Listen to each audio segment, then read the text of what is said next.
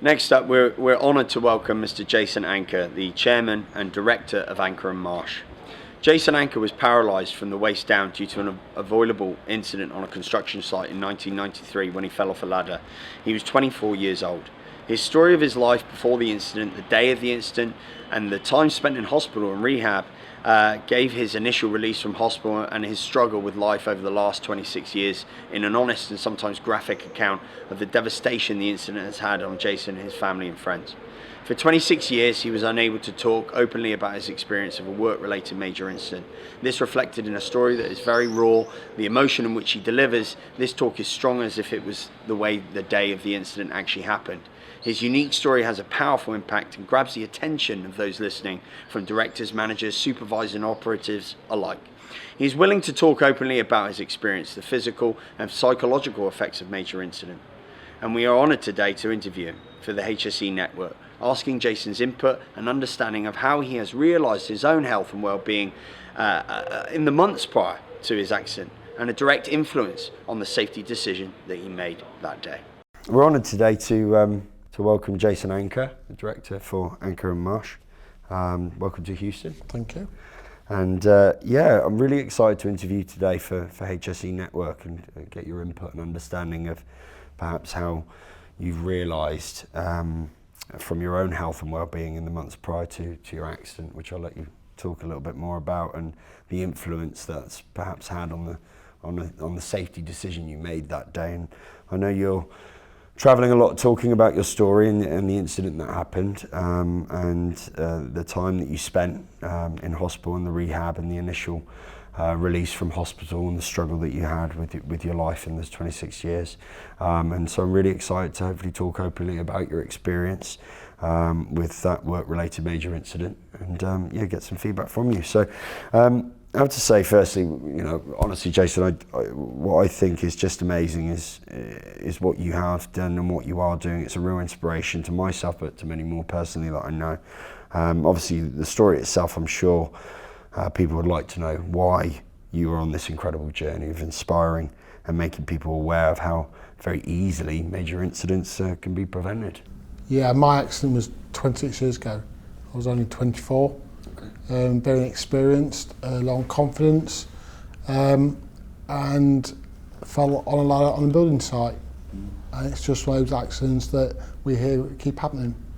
I didn't go into speaking straight away. My life, I struggled, completely struggled. Marriage failed. I turned to drugs and alcohol. Really struggled. Nearly killed myself along the way. And then 10 years ago, when I started to turn my life around a little bit, I'd started walking and bringing my kids up. I met a guy who did behavioural safety. I listened to my story, and I was thinking, well, what is that story? He said, no, you need to share the story with industry, because it's not stories of accidents that actually inspire people to do anything differently. It's stories of how accidents impact on people's lives. So obviously you talk about your own experiences, how bad your life is, but then you go into discuss your parents and your brothers and your sisters and your family and your friends and how they are affected by your accident. And what's, I wouldn't say unique about my story, but it was 26 years ago, and the impact of my accident is still happening today. My mum and dad really still sort of struggle, not so much with me being in a wheelchair, but what I put through over the years when I was really struggling, I was at my worst, and hospital visits and all the things that people are sort of aware of, but until it actually happens to them, don't know the real impact that accidents have on families. So if I may, what do you believe were the key triggers then to the sort of poor safety decision, if you don't mind me saying, a poor safety decision you made that day? Again, my story has all the usual things that went wrong. It was the unplanned work, end of shift, trying to do someone a favour, not wanting to say no, we can't do it. So all those things that you hear of in other accidents all the time, people just try and get the job done. Instead of saying, hang on a minute, take 5, let's stop what we can do safely, just going ahead, rushing in, trying to get a job done. and mine was a 2-hour job and was asked to do it in 1 hour. End of the day. And as contractors, you don't want to say no to the client.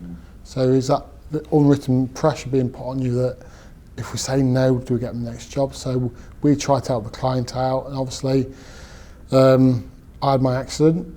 The company I was working for folded, everyone lost jobs. The project never got built because it went, with bad publicity and all the knock-on effects of the accident being so serious.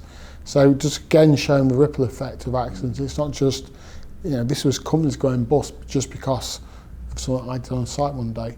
I'm sure as much as they wanted us to get the job done, they much would have preferred me to say, no, we're not doing it, and had delay on the job than the fallout from trying to get the job done safely.